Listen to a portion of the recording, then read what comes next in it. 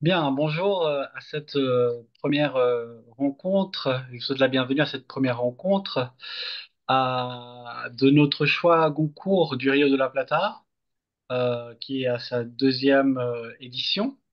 Nous sommes ravis de retrouver les jurés qui ont déjà participé à la première édition, des nouveaux lecteurs aussi qui viennent enrichir cette discussion littéraire. Euh, donc, en plus de remercier les lecteurs et les encadrants des différentes institutions partenaires, je salue la présence de Son Excellence Monsieur l'ambassadeur de France en Uruguay, Jean-Paul Sêtre, qui va ouvrir cette séance après quelques rappels de ma part.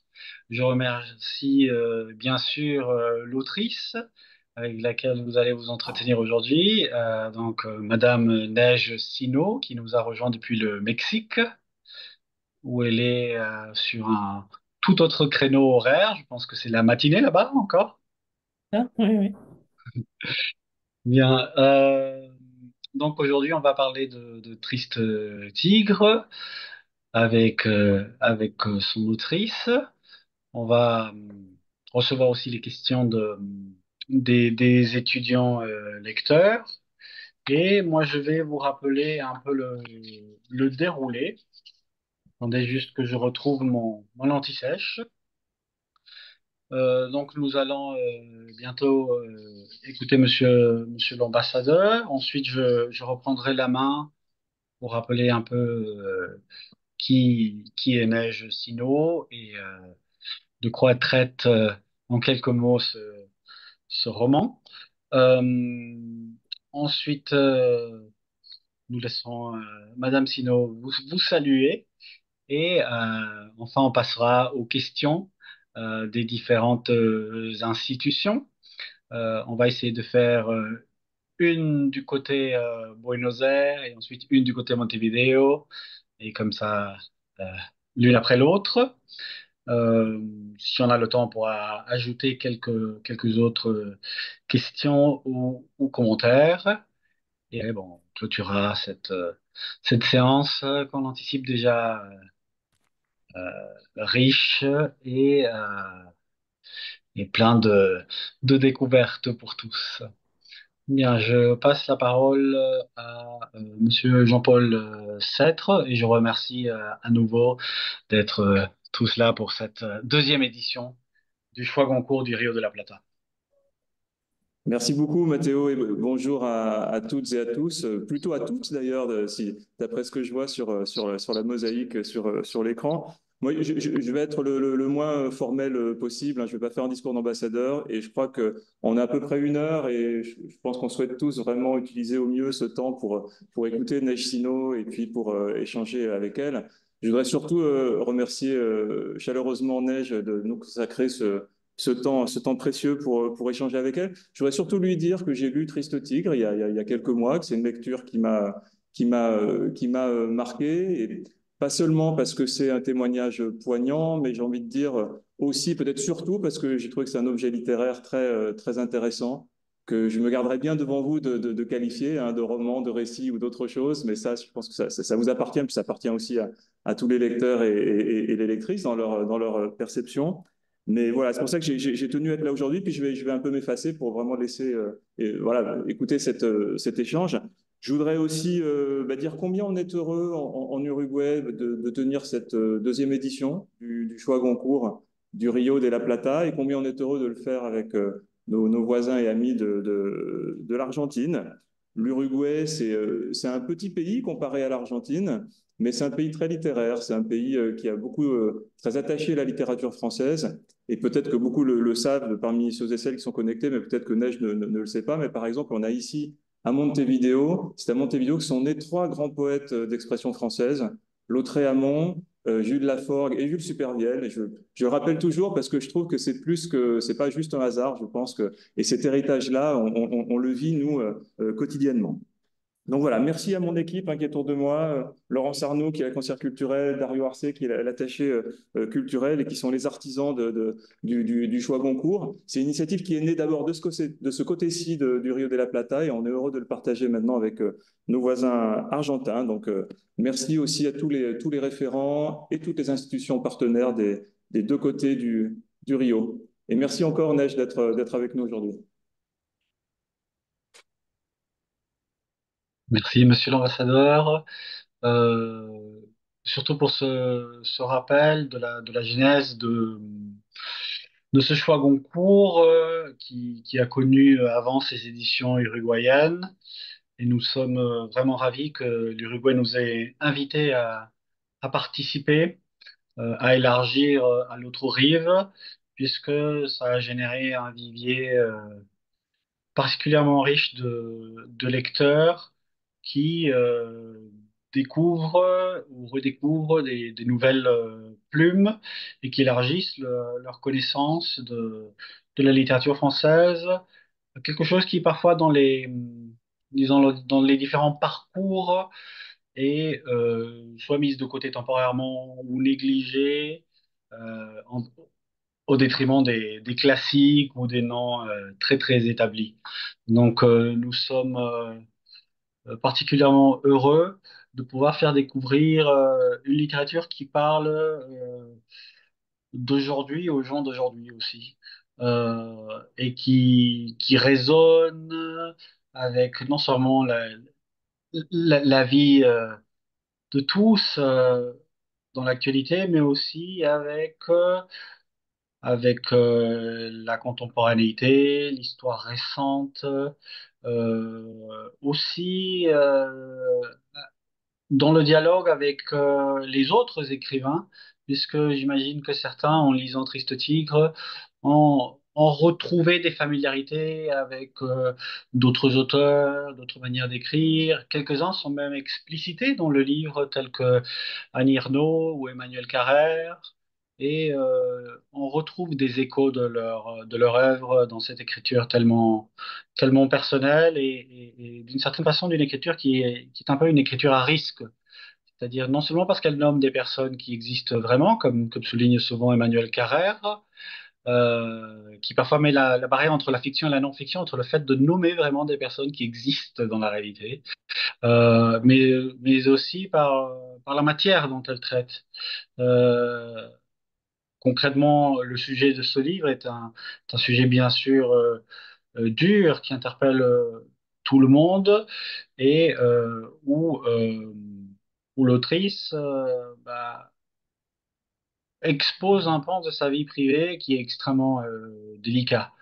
Donc la contemporanéité, l'écriture contemporaine a apporté aussi à la fiction et à la non-fiction euh, un parti pris qui, qui parfois met dans le devant de la scène non seulement la figure de l'écrivain, mais l'être humain, en chair et en os. Euh, je vais rapidement faire un petit retour en arrière sur l'autrice qui nous rend visite virtuellement aujourd'hui. Donc, Neige Sino est née dans les Hautes-Alpes en 1977. C'est là où elle a vécu son enfance. Vous connaissez maintenant son parcours de vie puisqu'il est raconté dans le livre, les études ensuite aux États-Unis, des études littéraires et finalement l'installation au Mexique où, si je ne me trompe pas, sinon vous vivez depuis une dizaine d'années, 18 ans peut-être, Oui, c'est ça, presque 20 ans. presque 20 ans au Mexique. Un intérêt aussi pour la littérature latino-américaine qu'on voit déjà euh, à partir du titre. Les gens qui me voyaient lire ce livre euh, étaient un peu étonnés du nom sur la couverture, mais après ils se rendaient compte qu'il s'agissait de juste un tigre, qui s'explique peut-être aussi dans la référence au poème de William Blake avec cette ancienne de Tiger Tiger.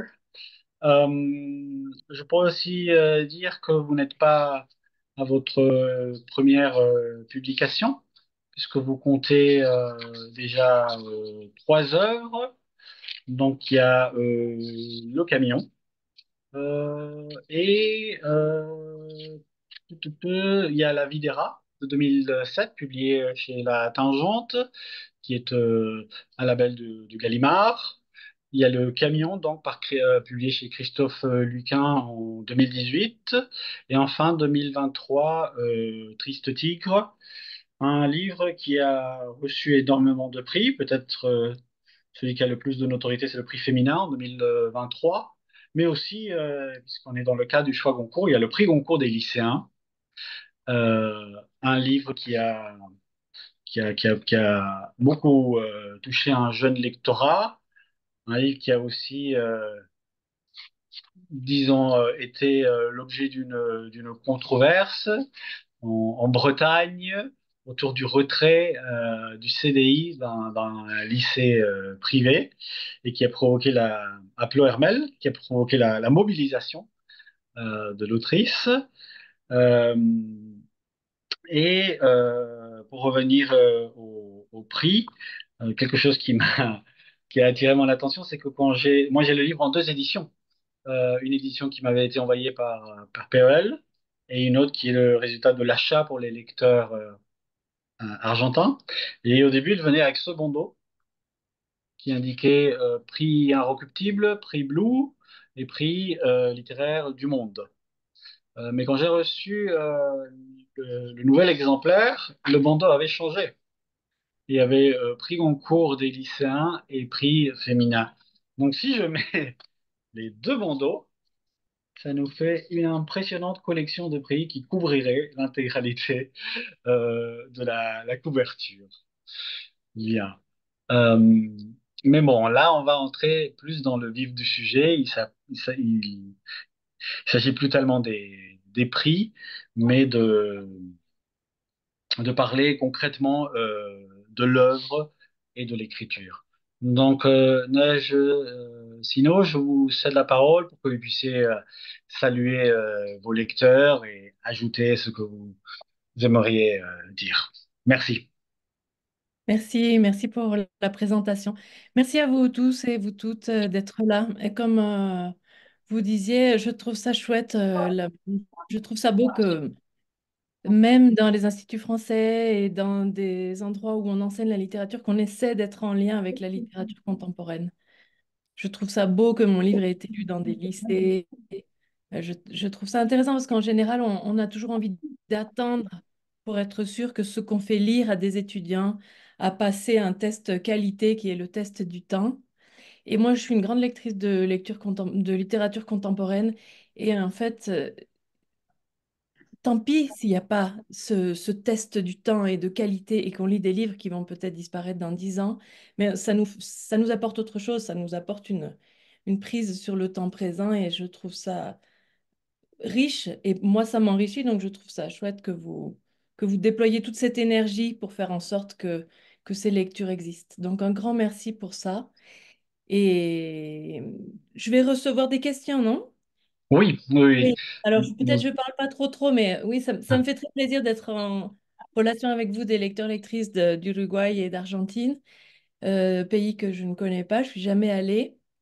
Et pourtant, j'ai de nombreux amis, aussi bien argentins qu'uruguayens.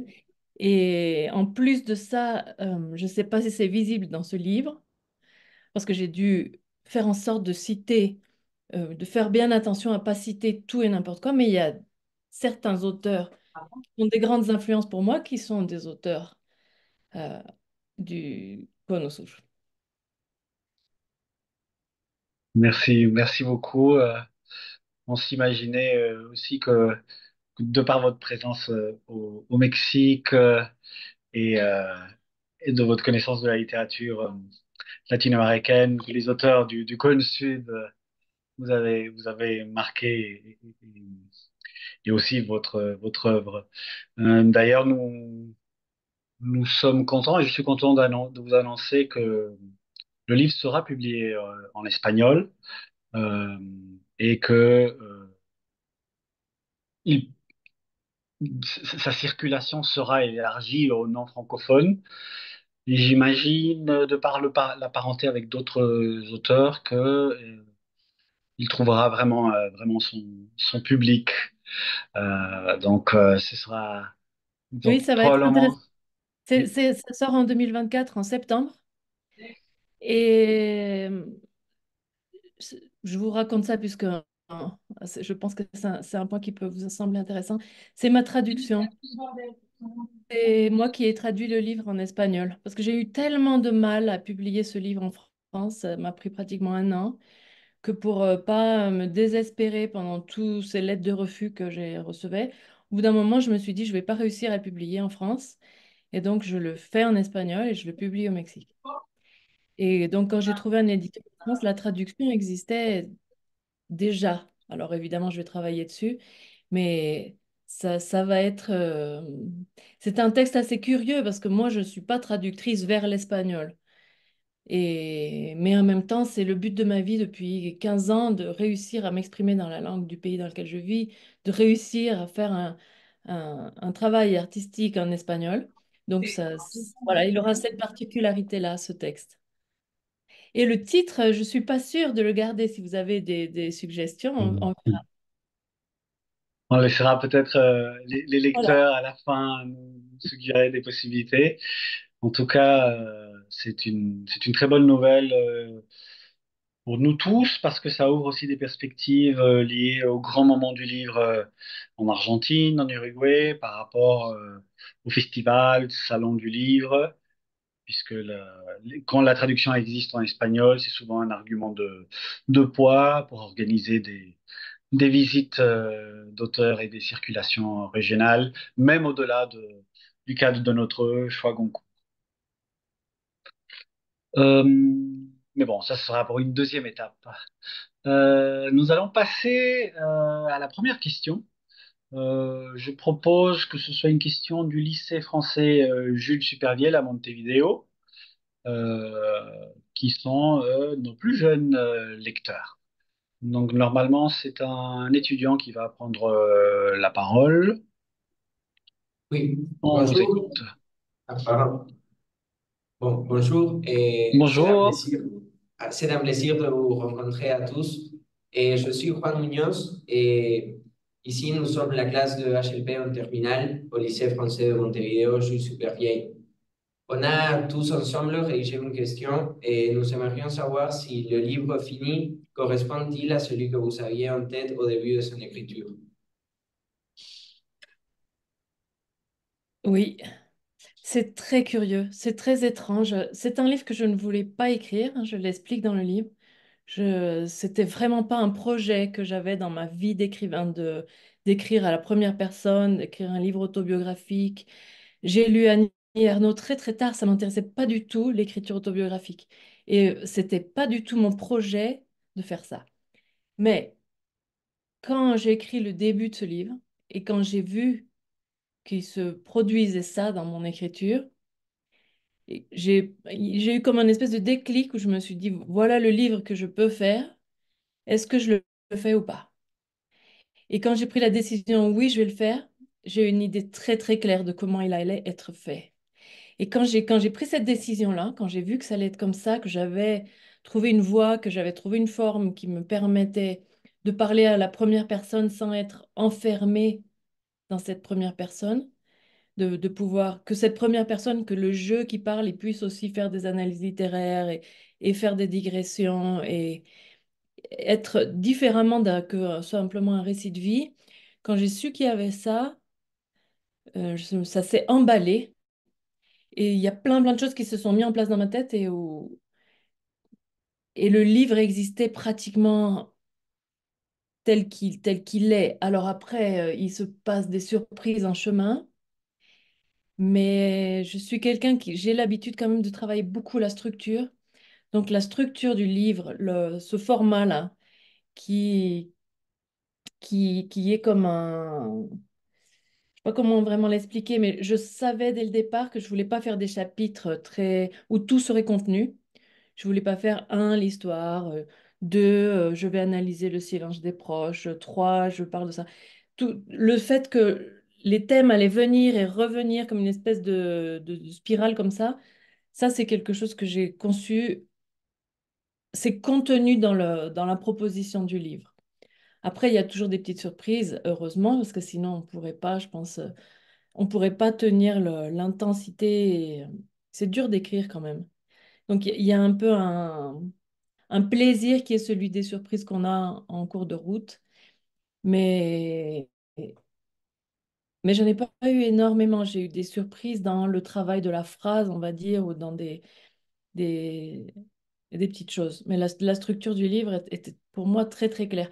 Et c'est étonnant parce qu'il y a des gens qui ont l'impression que c'est un livre qui est écrit un peu comme un brouillon ou un chaos.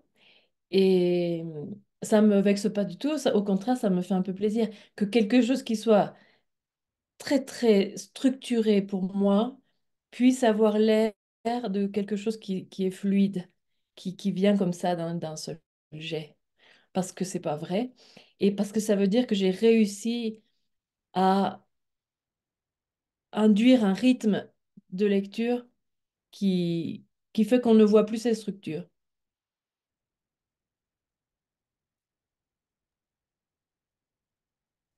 Oui, une question. Ok. Oui, oui, Merci beaucoup. excusez-moi. Non, non, rien. Merci beaucoup. Bien, vous voulez ajouter quelque chose en réaction à la réponse? Non, non. Bien, donc c'est une question qui en fait traite, traite directement ou qui est peut-être suscitée par un livre qui se réfléchit lui-même, puisque c'est le côté méta de cette écriture qui se pose la question de l'écriture pendant qu'elle se déroule. Ça m'a fait penser, en fonction de la question de la lecture, à cette phrase célèbre de Stendhal sur le roman qui est un miroir qu'on promène au long d'un chemin. Et là, j'avais plus l'impression que le miroir ne reflétait pas tellement le visage, mais la main en train d'écrire, qui se posait la question de comment raconter ça, comment ce livre va s'écrire. Euh, donc, bien sûr, c'est une interrogation qui vient au lecteur assez rapidement dans la lecture. Nous allons traverser maintenant les Rio de la Plata pour aller aux universitaires, à l'université de Buenos Aires, donc la UBA. Euh, c'est une question qui va venir de qui? Je vois Lucia qui est une des encadrantes. Lucia, est-ce que c'est un étudiant qui va la poser? Est-ce que c'est toi? Peux la poser moi parce que je vois, je te vois toi là, dans l'écran. Je ne sais pas s'il y a d'autres. Je sais qu'il y en avait d'autres, mais je ne sais pas maintenant s'il y a, mais je veux poser la. Pour ceux qui Et, voudraient voir les autres, je ne sais pas si vous l'avez en espagnol, je ne sais pas comment ça s'appelle, mais à l'angle là, des fenêtres, vous avez une icône qui est formée de 9 petits carrés et qui vous permet de changer la vue. Et une des vues, c'est Galeria ou Galerie, et ça vous permet de voir tout le monde. d'accord, alors j'y vais. Et Oui, alors, j'ai une question. D'abord, je vais remercier beaucoup cette rencontre parce que ça nous permet, je pense que les lecteurs, on pose toujours des questions au livre, mais on les répond avec d'autres lectures, on les répond avec de la critique, on les répond avec des concepts théoriques, mais maintenant, on a l'opportunité de poser vraiment des questions sur le livre. Alors, nous, depuis l'UBA, on avait pensé à deux questions. Je pense on a une qui va être posée et qui a déjà été un peu posée par les étudiants de l'Uruguay. Et alors, j'y vais par la deuxième question. C'est plutôt une question qui se pose sur le livre comme objet, parce que ce qui nous a apparu comme intéressant, c'est que dans la quatrième de couverture du livre, je ne sais pas si tout le monde a eu accès à la quatrième de couverture. Tu veux que j'ai une photo, si tu veux, je peux la partager. Et oui, sinon, volontiers. et alors, tu dois, je pense, ici. Et Oui, alors, en général, ça va? Vous voyez? c'est bon. D'accord. Et alors, en général, dans la quatrième de couverture d'un livre, il y a des informations sur l'intrigue ou sur l'auteur. Et ici, il y a une sorte de confession. C'est à la fois l'espoir en la littérature et un peu aussi l'histoire de la perte de cette foi, de la prise en conscience que la littérature ne sauve pas. Et je voulais savoir un peu si vous avez, si vous avez conçu ce petit texte comme faisant partie de l'œuvre et s'il y a eu une sorte de négociation avec les éditeurs pour opter pour ces mots sur la quatrième de couverture et ne pas aller pour un texte plus commun. Oui, merci pour la question. Alors, c'est une citation d'un passage du livre. Ça, c'est un passage qui est à l'intérieur du livre. Et exactement, c'est ça, c'est une négociation qui a eu lieu avec l'éditeur. Mon éditeur n'avait pas du tout envie, il n'avait pas du tout la perception que ce livre était un témoignage sur l'inceste. Et c'est une des premières choses qu'il m'a dit quand il a reçu mon livre. On ne se connaissait pas, hein, il a reçu mon livre par Internet et l'a lu. Et il m'a dit, je vois bien que c'est votre histoire personnelle, mais moi, ce qui m'intéresse, c'est que c'est un livre littéraire. Et je trouve ça important, je trouve ça beau, mais je sens que ce livre, il doit rester sur une ligne de crête, sur une frontière, parce que parfois on se réfugie aussi dans l'idée que c'est de la littérature, ça n'est pas sale comme la vraie vie. Et moi, je veux, je veux pas renoncer non plus à cette honte et à cette souillure que représente euh, ce texte en tant que témoignage d'une victime qui a été violée. Donc on a été sur la négociation de, effectivement, en plus de ça, moi je ne suis pas connue en France, donc personne ne sait que j'ai écrit d'autres livres. Bon. Donc on a un livre qui se présente à des lecteurs qui ne connaissent pas l'auteur comme un livre qui va peut-être être violent, qui vont pas avoir envie de lire. Donc qu'est-ce qu'on fait? Est-ce qu'on cache le plus possible que c'est une histoire d'inceste ou est-ce qu'au contraire on présente ça comme un témoignage? C'était des questions assez difficiles et on a eu la même question sur le titre. Donc on a fait, voilà, on a proposé, il y avait plusieurs possibilités. Moi j'ai proposé plusieurs petits extraits ou même un tout petit truc que j'avais écrit aussi mais qui avaient tous un peu ce même but là, c'est-à-dire de présenter la complexité de ce texte, qui n'est pas noir ou blanc, qui n'est pas l'histoire d'une fille qui a été violée, qui n'est pas un essai sur l'inceste, qui n'est pas, je ne sais quoi, c'est pas, il y a plein de choses que ça n'est pas. Et donc, voilà, cette quatrième de couverture que j'ai aussi moi sous les yeux, elle indique quelque chose qui pour moi est central dans le livre. C'est un livre qui questionne la relation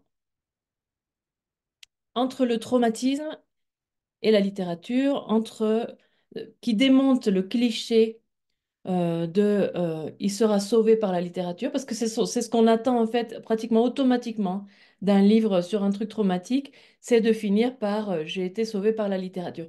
Et en fait, moi, ce cliché, c'est quelque chose qui m'a pendant longtemps été une oppression. Donc je voulais aussi me libérer et libérer mon lecteur de cette oppression.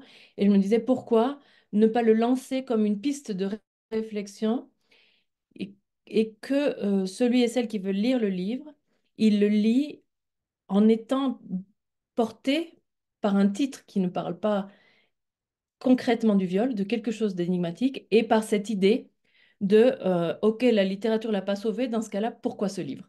Parce que c'est un livre qui dialogue avec le lecteur, la lectrice depuis le début, et moi je voulais que ce dialogue, je trouvais que c'était intéressant que ce dialogue, il ait toujours cette espèce d'idée. C'est pas seulement un truc que je fais moi en écrivant où je me dis mais pourquoi j'écris, comment j'écris, parce qu'on fait toujours ça quand on écrit un livre, mais je voulais que le lecteur et la lectrice se posent cette question. Pourquoi je lis ça? Pourquoi elle écrit ça? pourquoi j'arrive pas à répondre à cette question et je lis quand même. Je trouve que c'est ce qui fait la particularité, c'est ce qui fait l'énergie de mon livre. Et donc, c'est pour ça que je voulais mettre ça sur la quatrième. Souvent, c'est les éditeurs qui choisissent la quatrième de couverture, mais moi, j'ai eu la chance qu'on m'a consulté sur tout.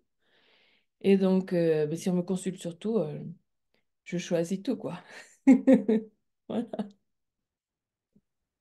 Oui, c'est très bien. Je vous remercie parce qu'il y a un critique qui dit que ces négociations sont un peu comme la face cachée des livres. En général, les lecteurs, nous n'avons pas accès à ces négociations qui finissent dans les livres. Dans mon cas, il n'y a pas eu grand-chose, hein, parce que c'est un éditeur qui... j'ai pas eu de correction, par exemple. Enfin, j'ai fait beaucoup de corrections moi-même, de mon propre choix, d'essayer d'affiner mon travail, mais on m'a rien demandé d'enlever, on m'a rien suggéré de faire. C'est la chance qu'on a avec un éditeur indépendant qui prend les textes tels qu'ils sont, il prend ou il prend pas. Donc, voilà, on n'a pas essayé de m'imposer quoi que ce soit. Et au contraire, toutes ces décisions, c'est beau d'avoir un interlocuteur. Souvent, quand on écrit, on cherche un interlocuteur. Euh, donc, un éditeur, c'est vraiment un interlocuteur privilégié. Et moi, j'ai attendu pendant tellement d'années avant d'avoir cet interlocuteur que pour moi, c'était fabuleux de pouvoir échanger. Et si je peux revenir un tout petit peu sur la question d'avant, parce qu'on parle de cuisine là, hein, de comment un livre s'élabore. La question que m'ont posée les lycéens, j'ai l'impression que c'est une question euh, qu'on peut se poser quand on est jeune et qu'on a envie d'écrire. Et je voudrais pas donner une fausse impression. L'inspiration, le livre, il vient pas tout fait dans ma tête, hein. Quand j'ai répondu tout à l'heure comme ça, je vous ai répondu dans le sens où je voulais expliquer que je n'ai pas écrit le livre au fur et à mesure et on va voir ce qui va se passer. Mais comme la plupart des auteurs, les choses, ils ne nous arrivent pas tout fait comme ça et on est un génie. C'est pas comme ça que ça fonctionne. C'est c'est parce que j'avais déjà beaucoup écrit et beaucoup travaillé avant et que j'avais des brouillons de textes euh, que j'avais pensé avant et qui ne rentraient dans rien, qui tout d'un coup, je me suis dit, ah, je vais pouvoir me servir de ça. Ah, je vais me servir de cette lecture de Nabokov. Ah, j'ai déjà écrit un texte sur je ne sais quoi. J'ai même cité des choses que j'avais écrites moi-même il y a 20 ans. Enfin, ce que je veux dire par là, c'est que ce que j'entends aussi dans votre question, c'est comment ça se passe quand on écrit un livre? Comment ça se passe quand quand on a un projet comme ça? Et souvent, ça prend très, très, très longtemps. Donc, je ne veux pas mentir en disant que le livre m'est arrivé tout fait. Simplement, ça fait tellement longtemps que je réfléchis et que j'écris des livres que parfois, on a la chance qu'il y a un petit miracle qui se produit et que tout d'un coup, toutes les choses sur lesquelles on a des difficultés et on ne sait pas comment on va les dire et on ne sait pas comment on va les utiliser, tout d'un coup, il y a une forme, il y a une voix qui se crée. Et comme moi, je lis beaucoup de livres, ça fait très longtemps que je lis des livres, et que je lis mes propres écrits, on reconnaît en fait. On reconnaît quand on a quelque chose d'intéressant. Oui, cette question J'arrête de de la quatrième de couverture et de l'attente de, de l'auteur sur un peu le début du livre et l'objet final interpelle deux aspects. Le livre, tel que Lucie l'a bien dit, l'aspect quasiment matériel de l'ouvrage et ensuite le trajet de cette écriture qui peut partir de brouillons, d'intuitions, d'autres textes, dialoguer avec d'autres textes. On voit que vous proposez une lecture très fine de Lolita. D'ailleurs, je me suis retrouvé l'autre jour à lire quelque chose sur Lolita. Je me disais, où est-ce que j'ai lu récemment une analyse très pertinente? Donc, je vous remercie d'avoir fait référence là à l'instant. Pour ceux qui ont lu le livre en PDF, puisque ils ont mis assez longtemps à arriver ici, en Argentine, pas en Uruguay. Donc, je vous rappelle que en termes de vocabulaire du livre, là, vous avez la couverture et ce qu'en espagnol on nomme la contratapa ou la contraportada, c'est bien le quatrième de couverture. Donc, pour ceux qui ne l'auraient pas vu matériellement, l'image que Lucia nous a partagée vient d'ici et c'est parfois le premier abord qu'un lecteur avec un livre qu'il découvre en librairie retourne. Et c'est vrai que, comme vous l'avez bien dit, cet extrait met le projecteur sur l'aspect littéraire et beaucoup moins sur l'aspect cru du fait divers ou des fêtes. Euh, et on voit que tout le récit est traversé par la littérature, que ce soit les contes de fées, que ce soit Gabriel Infante ou William Blake. On est dans le littéraire. Et voilà aussi pourquoi la question du genre est complexe et compliquée. On parle de récits, d'autofiction, de romans. euh, et les auteurs eux-mêmes déjà ne se mettent pas d'accord entre eux sur comment nommer ça, mais parfois n'arrivent pas non plus à une conclusion. Euh, sans plus tarder, on va passer à nouveau en Uruguay et on va écouter l'Alliance française de Montevideo, qui nous avait envoyé quatre questions très intéressantes, mais pour l'instant, on va écouter une. Donc, je laisse à l'étudiant de l'Alliance française de Montevideo de se manifester. Oui, bonjour. Alors moi, je suis la référente du groupe parce que j'ai un jury un peu timide qui m'ont lancé un petit D'accord. peu, c'est toi qui t'en occupe, mais je vais lire leurs mots à eux. Donc, je vais commencer d'abord par vous remercier, Neige, pour cet espace de dialogue. On a beaucoup, enfin, les échanges ont été très riches pour pouvoir trouver des questions. C'est pour ça qu'on n'a pas pu trop s'en tenir à deux et que c'est un peu difficile d'en choisir qu'une. On a beaucoup parlé notamment du rapport entre le témoignage et la fiction. Et, euh, et c'est finalement cette question que je vais vous dire qui a été retenue, ce qui fait un peu écho à la question d'avant, puisque vous dites ne pas avoir écrit Triste Tigre dans un but thérapeutique. Donc, comme on l'a vu, la littérature ne vous a pas soigné, mais néanmoins, on voulait savoir, est-ce que vous avez ressenti un certain soulagement une fois le livre terminé, ou au contraire, est-ce que cela a ravivé les souffrances et le traumatisme que vous avez traversé? Et l'accueil aussi par le public du livre, ce que ça a pu vous réveiller en vous, ou au contraire vous asséréner. Oui.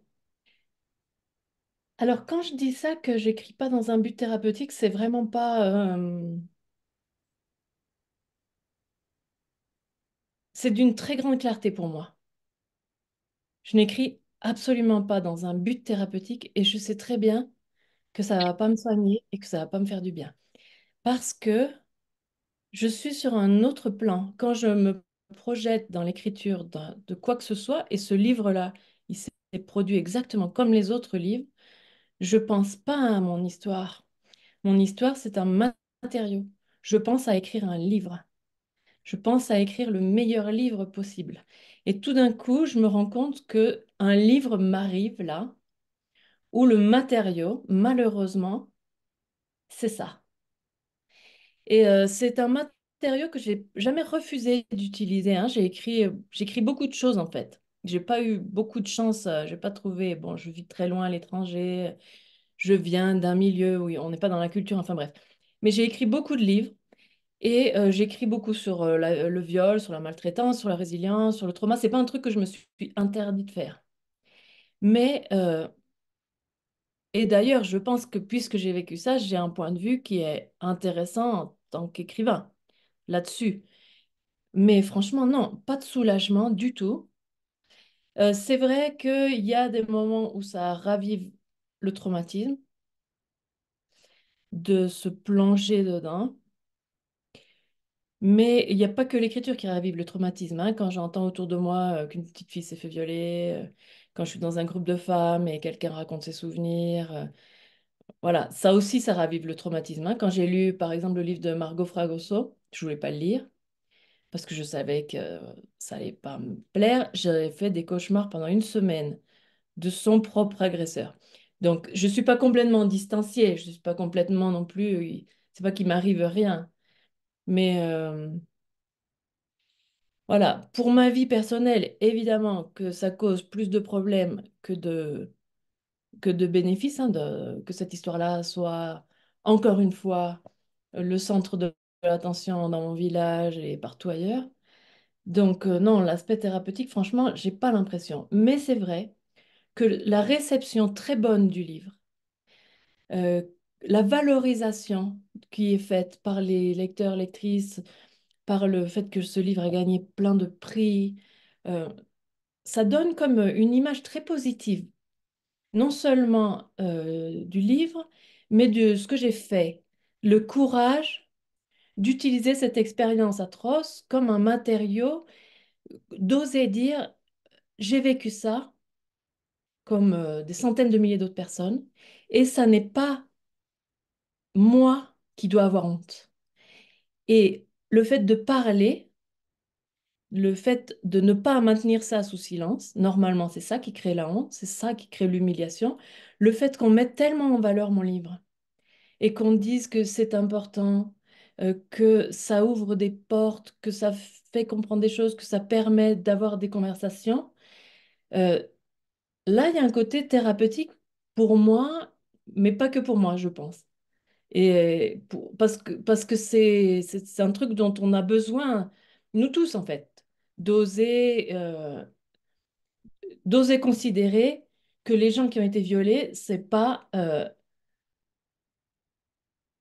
des sous-personnes, quoi. C'est pas des marginaux, des parias. Ce sont des personnes qui font partie de la société, qui ont vécu quelque chose d'atroce et dont l'expérience n'est pas communicable et en même temps, il faut la communiquer. Donc, il y a un effet collatéral là du succès du livre que je n'avais pas imaginé et que j'ai compris un peu au travers aussi des gens qui viennent me parler, qui viennent me dire je suis fière de votre livre, comme s'il gagnait une dignité à travers ce livre. Et donc un peu à travers moi, enfin le livre c'est un objet transitionnel où je... Donc il y a un effet un peu là qu'on peut dire, je ne sais pas si je dirais ça thérapeutique vraiment, mais il y a quelque chose qui me fait du bien dans le succès du livre et la réception qu'il y a là. Merci pour cette question. Merci à vous. Oui, la question de la réception est particulièrement pertinente puisque le livre sort d'une certaine façon si on peut l'appeler comme ça, une zone de confort qui est le milieu littéraire français. Et maintenant, il touche beaucoup de pays dans le monde à travers les différents choix Goncourt, des domaines parfois très éloignés, d'autres culturellement relativement proches, comme est le Cône Sud. Et c'est vrai que le dialogue qu'il va entreprendre maintenant, c'est avec d'autres contrées, d'autres univers imaginaires. Euh, mais bon, on a déjà un avant-goût avec ce retour des lecteurs qui ont l'air particulièrement intéressés par le livre. Euh, nous allons passer à l'autre alliance française maintenant, c'est l'alliance française de Buenos Aires. J'ai vu plusieurs étudiantes connectées. Là, je vois avec le compte de Carole. On vous entend pas encore. Je ne sais pas si le micro est activé. Non, Ah vous... là oui, c'est bon, on vous entend. Bonjour, bonjour Mathéo, merci. Merci Neige sinon aussi pour cet espace d'échange, pour cette opportunité. Bonjour à toutes et à tous. Bon, je vais poser la question au nom de lecteurs et lectrices de l'Alliance française de Buenos Aires. On a retenu 4 questions, c'est difficile d'en choisir une, mais bon, je vais commencer par celle-ci. Votre livre réunit et juxtapose divers types de formats narratifs. J'en cite quelques-uns, le récit des souvenirs, des références aux critiques littéraires, des citations de différents romans, des vers, des poèmes personnels ou d'autres auteurs, tout comme des extraits du compte rendu du tribunal qui a mené le procès de votre beau-père. Donc la question c'est, cette cohabitation de multiples matériels d'archives rédigés autour d'un événement fait-elle preuve d'une impossibilité à raconter la totalité des faits et à clôturer leurs interprétations? Oui, oui, oui, un peu. C'est un peu l'idée. Quand je dis aussi sur la quatrième de couverture que la littérature m'a pas sauvée, c'est aussi parce que je sais depuis le début que je vais pas pouvoir clôturer ou que je vais pas trouver une réponse.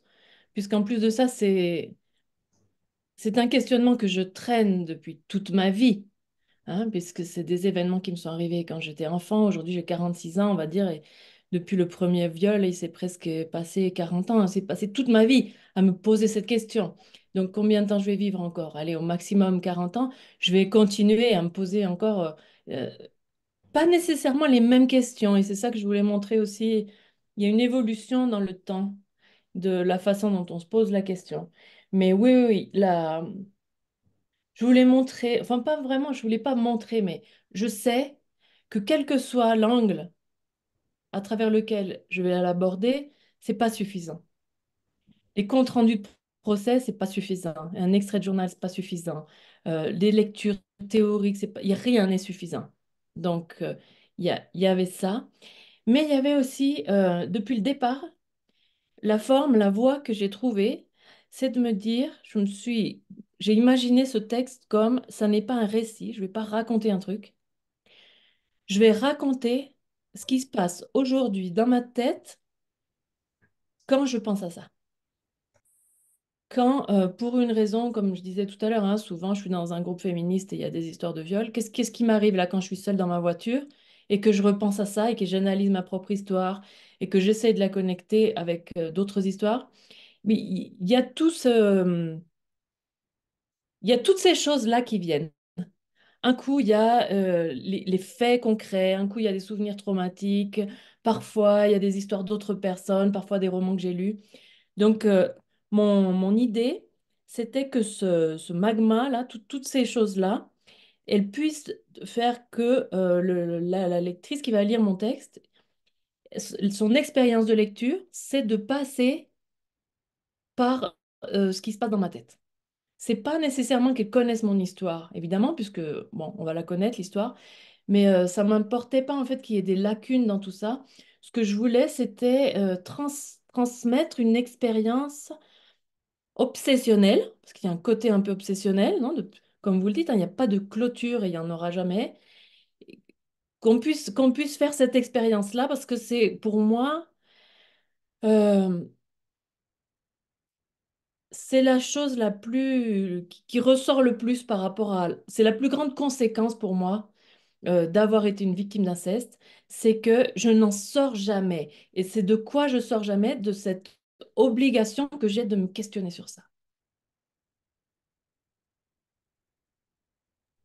Merci beaucoup. Merci à vous. Merci Betsavé, donc pour l'Alliance française de Buenos Aires. Nous voyons aussi dans les différentes questions des thématiques qui reviennent, la littérature et la rédemption, et donc de son échec pour cela. Je ne peux pas éviter de faire le parallèle, même si c'est des sujets absolument différents, mais avec ce qu'on appelle la littérature concentrationnaire. Puisque vous avez parlé aussi d'obsession, on voit des auteurs comme Primo Levi ou Georges Saint-Prin ou Jorge Semprún qui reviennent constamment, parfois sur la même scène. Et dans ce même domaine, l'idée disons, de la rédemption par l'écriture est aussi très souvent rejetée. L'écriture, si, mais elle n'a pas une fonction de sauvetage. Euh, nous, nous allons maintenant revenir en Uruguay. Même si on n'a pas reçu, je pense que faute de temps, les questions de l'Université de la República, de la UDELAR et du IPA Artigas. J'imagine qu'il y a bien des étudiants ou des encadrants qui sont connectés, donc vous êtes invités à lever Oui, la main. c'est moi le porte-parole. Ah, très bien. Gerardo, on Alors, t'écoute. alors d'abord, j'aimerais vous féliciter pour le livre. Personnellement, c'est un livre que j'ai vraiment aimé. Et aussi pour les prix que vous avez gagnés, c'est bien mérité. Notre question, c'était, vous parlez beaucoup dans le livre sur la manière dont les abus sexuels font partie inexorablement de la personnalité des victimes et aussi des agresseurs. Avec ce livre, vous écrivez sur de nombreux aspects du viol et ses conséquences. Je me demande si écrire sur cela fera en sorte que vous soyez étiqueté comme l'écrivaine qui parle du viol et si cela déterminera inévitablement votre profil d'écrivaine. Seriez-vous à l'aise avec une telle étiquette? Y a-t-il moyen de l'éviter? Chercheriez-vous à l'éviter? Merci pour cette question, mais oui, ben, c'est une des raisons pour lesquelles je voulais pas écrire ça, hein. Parce que je ne veux pas être Madame Inceste. Bien sûr que non. Qui veut être ça? Personne veut être ça. Et je pense que c'est pour ça que j'ai mis si longtemps à écrire un livre comme celui-ci. Et la décision finale que j'ai prise, c'est de me dire tant pis. Comme j'ai un... Si j'ai eu... Comment vous dire? Ça fait très longtemps, comme je l'ai dit tout à l'heure, hein, ça fait très longtemps que j'écris. J'ai reçu beaucoup de lettres de refus et j'ai jamais douté de ma vocation. Je sais que je peux écrire. Je sais que je suis écrivaine. Très longtemps. Et pendant de très nombreuses années, il n'y a que moi qui le savais. Donc je sais que je ne suis pas Madame Inceste. Et si les autres vont mettre cette image sur moi, il va falloir que je me débrouille pour que ça ne m'affecte pas. Ça les concerne eux. Il faut que je me débrouille pour me protéger un peu de toutes ces choses qui vont m'arriver de l'extérieur. Et on ne peut pas s'en protéger complètement. Mais ce que je fais en tout cas pour l'instant, c'est que j'essaie de me dire, j'ai maintenu ma vocation, alors ça semble un peu un truc religieux, mais j'ai maintenu mon, comment dire, mon choix bizarre. C'est quand même bizarre hein, de vouloir être écrivain quand on n'a pas d'éditeur, quand personne n'attend de vous d'écrire quoi que ce soit. J'ai maintenu ça sans que personne me lise pendant tellement d'années. Je dois pouvoir être capable de maintenir ça maintenant qu'il y a un succès autour d'un livre. Donc, voilà, personnellement, non, par rapport à moi-même, où il y a quelque chose là qui s'approche de moi et dont je n'ai pas envie, il y a ça. Après, il y a aussi,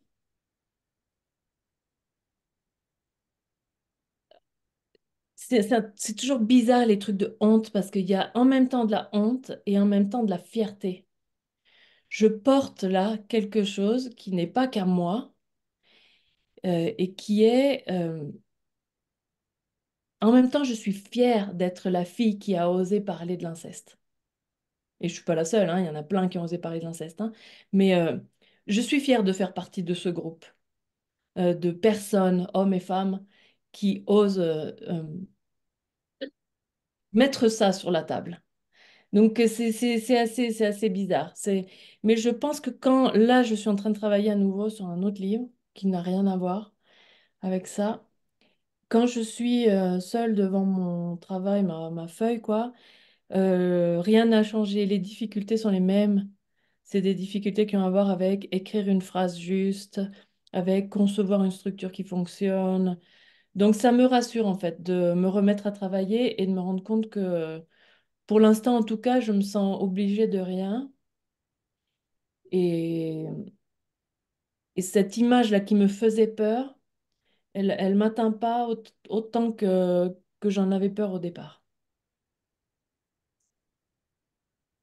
Merci beaucoup pour la réponse. Merci Gerardo. On va se déplacer un peu de l'axe Montevideo-Buenos Aires pour faire 40 kilomètres. Je pense que c'est la distance à peu près à la ville de La Plata. À l'Université nationale de La Plata, j'ai vu qu'il y avait Julia Saparat. Je ne sais pas si c'est Julia ou quelqu'un du groupe qui va parler. Oui, bonjour Mathé. En fait, c'est l'une des filles des étudiantes dans l'université qui va parler, c'est Natacha. Mhm. Ah oui, Euh, je laisse la parole à Natacha. Natacha, où es-tu? Ici. Ah voilà, c'est juste pour ajouter Voilà, l'épingle pour que tu sois, voilà, avec une fenêtre plus grande que les autres. Bien, on t'écoute. pour commencer, enchantée, Neige. Euh, merci d'être ici avec nous. Voilà, on voulait vous demander, enfin, on avait plusieurs questions, mais on a décidé de vous demander pourquoi les livres est-il qualifiés comme roman et non comme autobiographie ou autre, voilà, ou récit. Euh, Vu que vous avez signalé sur le roman, je n'ai pas la citation maintenant, mais vous avez signalé que le roman, il avait une place plus, plus prestigieuse que celle de l'autobiographie. Donc, on voulait savoir si c'était une décision de la maison d'édition ou une décision à vous et pourquoi. D'accord. Alors, c'est pas un roman, ça n'est pas, même sur nulle part c'est indiqué roman, hein. Pour moi, c'est pas du tout un roman parce que je crois que le roman, c'est une œuvre d'imagination. Donc là, il y a quand même vraiment un côté où ça n'est pas une œuvre d'imagination et c'est très important.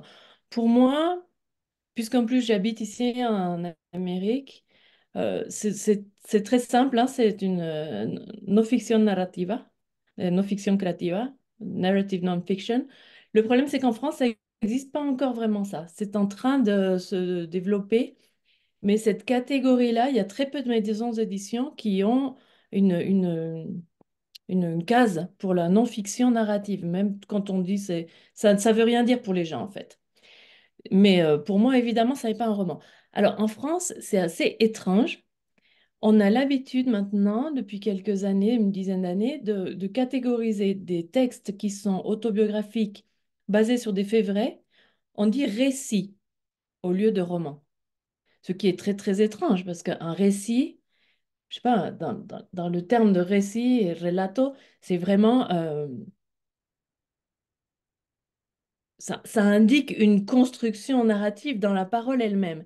Et bizarrement, là, dans ces catégories, alors il y a une autre catégorie qui est celle de documents, qui est assez questionnable aussi, qui est assez intéressante. Alors voilà, j'ai eu la chance d'avoir une maison d'édition qui n'a pas de collection récits, documents, fiction, poésie. Donc on a pu publier le livre sans dire qu'est-ce que c'est. Et je crois que c'est important parce qu'au fur et à mesure de la lecture, c'est un petit jeu que j'ai avec la lecteur et la lectrice de lui dire ce que vous êtes en train de lire, qu'est-ce que c'est pour vous? On voit bien, vous voyez bien que c'est pas un roman. Est-ce que vous pensez que c'est un essai? Est-ce que vous avez l'impression que je raconte ma vie? Enfin, tous ces moments où je questionne l'hybridité de ce texte, et c'est des questionnements sérieux. C'est un questionnement sur la forme qui est important, mais c'est aussi un petit jeu. C'est aussi, je pense, toutes ces choses-là, tout ce côté méta, comme on disait tout à l'heure, qui me permet d'aller au bout de quelque chose qui est très douloureux. D'avoir aussi ce côté un peu ludique et un peu où on est conscient qu'on a cette forme qui nous permet d'aller à droite, d'aller à gauche et qu'on peut la questionner et qu'on peut jouer avec. Le mot de témoignage me semblait intéressant. Au début, je l'ai beaucoup rejeté et je change d'avis au cours du livre. Au début, je l'ai beaucoup rejeté parce que je voulais pas que mon travail, qui pour moi est un travail artistique, soit considéré comme de la sous-littérature, comme moins bien que quelque chose que j'aurais moi-même imaginé. Par les autres, mais par moi-même. Moi-même, je considère que raconter ma vie, c'est moins bien que d'inventer une histoire. Et donc, je me questionne en cours d'écriture à me dire pourquoi est-ce que tu crois que c'est moins bien? Qu'est-ce qui fait que tu considères que ce que tu as vu, parce qu'un témoin, c'est quelqu'un qui a vu quelque chose, pourquoi est-ce que toi-même tu considères que ce que tu as vu, c'est pas important? à quel point j'ai intégré moi-même ce, voilà, cette blessure sociale qu'on m'a imposée, puisque j'ai grandi comme nous tous dans le silence, à ne pas dire certaines choses, à considérer mon expérience comme pas valable. Est-ce que je pourrais pas au contraire retourner ça et me dire qu'un témoignage, ça peut être de l'art? Et que si j'utilise cette chose-là, cette chose dangereuse, cette chose honteuse, cette chose dont personne ne veut parler, comme un outil pour explorer quelque chose de philosophique, dans ce cas-là, peut-être je vais me sentir moins mal et je vais être capable d'assumer cette catégorie-là du témoignage. Mais c'est vrai que c'est pas évident. Ça va pas de soi.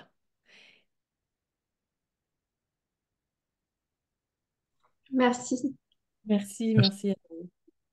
Merci Natacha. La preuve que nous sommes dans une rencontre bien rioplatense, c'est la présence inévoque du maté devant Natacha, ce qui est une autre chose qui nous unit avec nos voisins orientaux.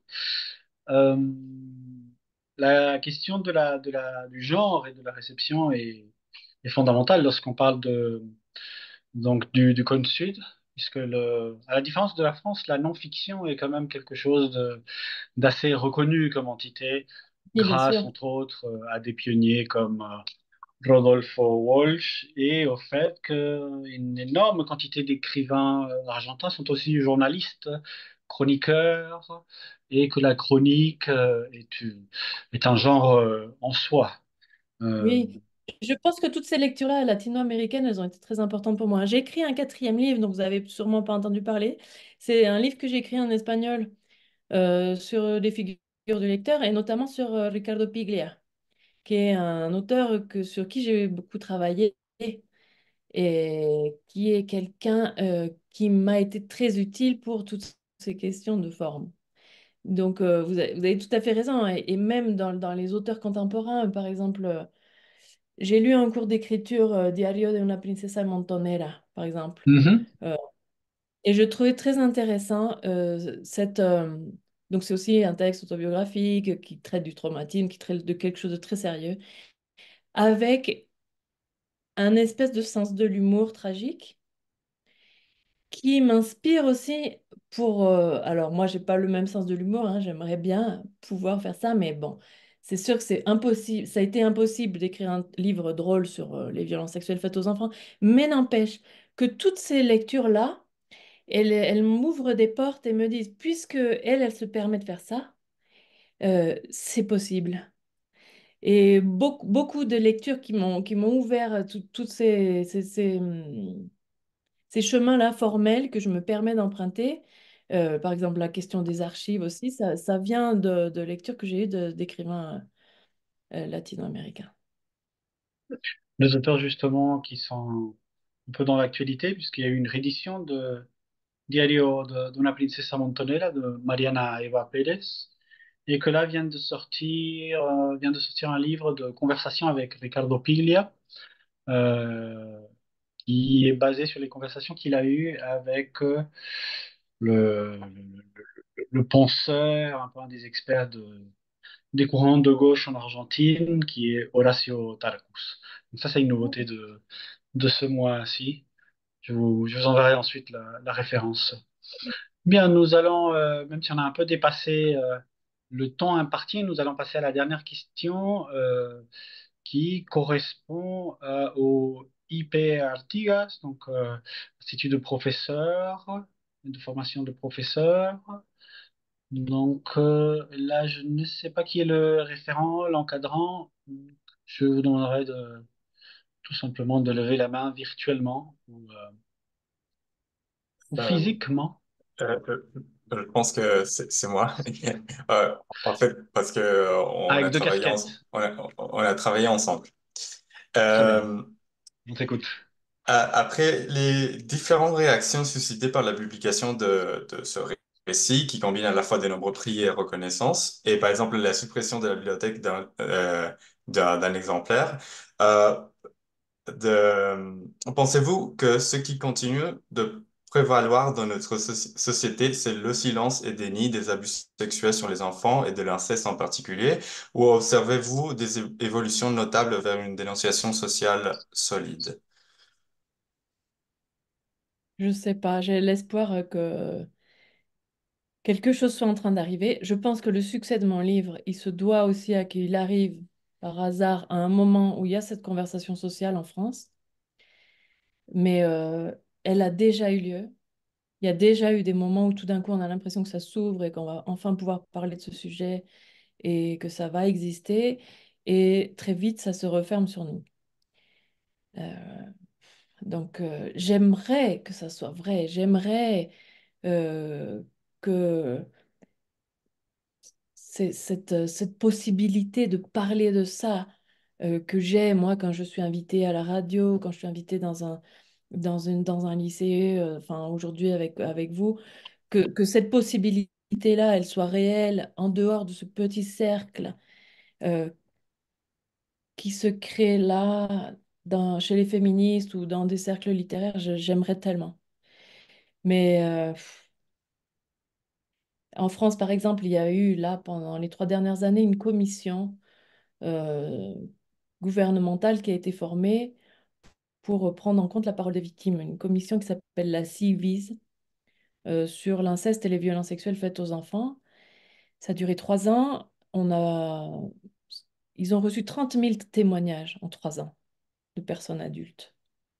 Ils ont réussi, à partir de ces témoignages, à avoir des chiffres validés sociologiquement sur l'ampleur de la gravité de ça. Et il y a en France, mais donc en France, bon, on peut l'extrapoler partout, hein, il y a un enfant sur 10 qui est victime d'abus sexuels dans son enfance. Une personne sur 10. C'est beaucoup. C'est un chiffre qui devrait faire qu'on en parle plus, qu'on prenne tout ça comme une priorité partout dans le monde. Parce que c'est pas, la France, c'est pas le pays où il y a le plus de violences sexuelles faites sur les enfants, hein. Ça, c'est une illusion. Moi, je vis au Mexique, j'entends des histoires tout le temps. Donc, et pourtant, ça n'est pas suffisant pour que ça devienne une priorité pour nous dans notre société. Donc, je sais pas, j'aimerais tellement que ça existe, qu'il y ait une porte qui s'ouvre.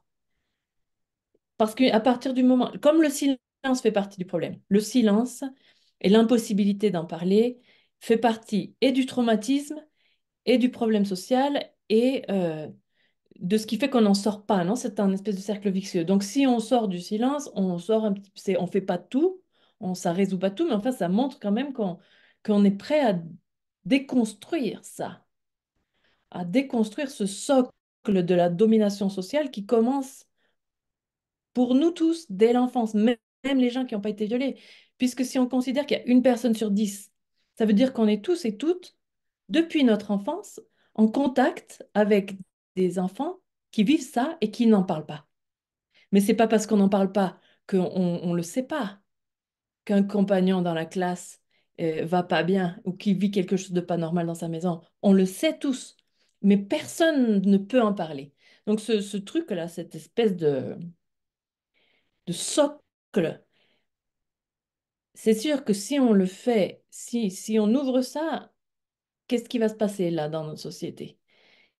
Donc je comprends en fait que ça se referme sur nous et qu'on ne veuille pas. Parce que ça changerait tellement de choses.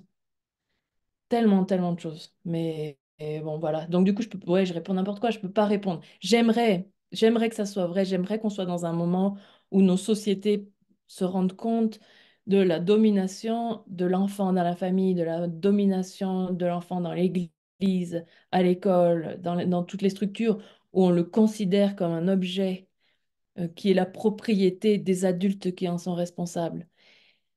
Mais est-ce que c'est quelque chose qui peut nous arriver? Est-ce que c'est quelque chose qui va arriver au cours de ma vie? J'aimerais tellement. C'est beaucoup. Merci, merci à vous.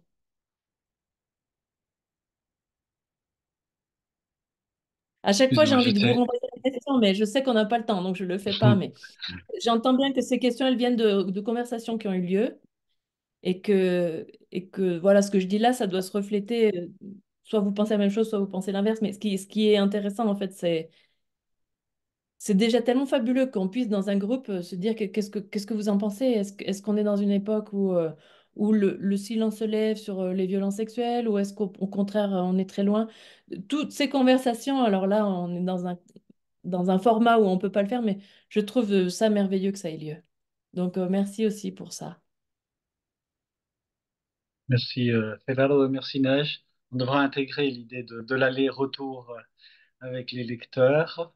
Il est vrai que dans le temps imparti, c'est un peu limité, mais il y a quand même quelque chose que je retrouve dans la question, dans la réponse, qui est, on était à peu près tous d'accord sur cette idée selon laquelle l'écriture, le livre n'est pas une bouée de sauvetage, mais par contre, il a quand même une valeur à la fois documentaire et de conscientisation qui, euh, qui ne va pas à l'encontre du littéraire, c'est-à-dire que les deux peuvent absolument cohabiter.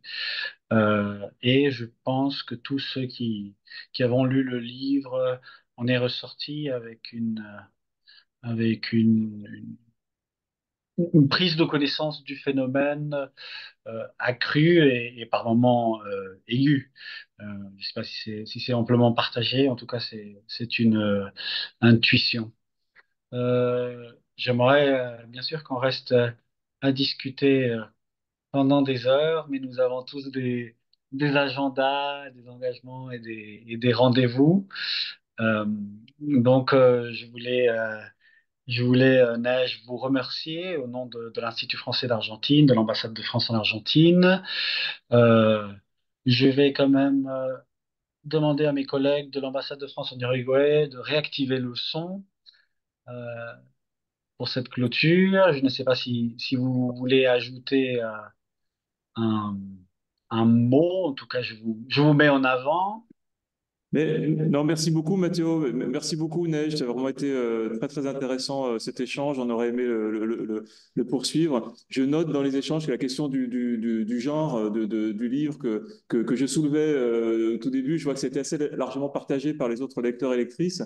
Et j'ai noté ce que vous avez dit, je pense que la question de la perception aussi de chaque lecteur, de chaque lectrice est importante à cet égard. Il y a la volonté de l'auteur et puis après son livre lui appartient plus complètement sans doute une fois qu'il est publié. Un très très grand merci. Moi, c'est un livre voilà, qui m'a beaucoup plu, qui m'a beaucoup marqué. Et, je crois que c'est quelque chose qui est partagé avec beaucoup de lecteurs et de lectrices. Et merci de nous avoir consacré ce temps d'échange.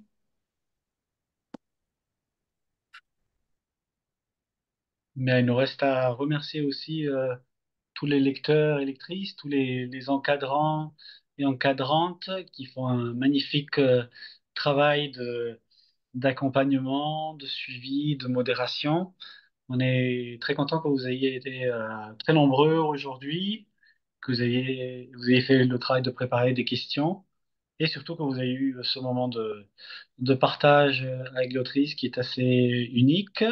Nous vous partagerons en début de semaine prochaine, je pense, l'enregistrement, tant pour ceux qui aimeraient revoir des extraits ou la totalité, tant pour ceux qui n'ont pas pu assister aujourd'hui et à qui vous aimeriez le partager. On le mettra en ligne aussi. Et donc, on vous invite à nouveau pour la prochaine séance qui aura lieu lundi prochain avec Jean-Baptiste Andrea. On changera de lieu géographique. On ira en Italie, parler plutôt de sculpture, de différences sociales, de fascisme. Donc, un autre monde, mais qui est quand même tout près. Bien, merci beaucoup. Je vous Merci souhaite Mathéo bonne pour fin de semaine. l'organisation. Merci Merci Neige. beaucoup. Merci à tout le monde. Merci beaucoup. Merci. Et au revoir. Merci beaucoup. Merci. Merci beaucoup. Merci.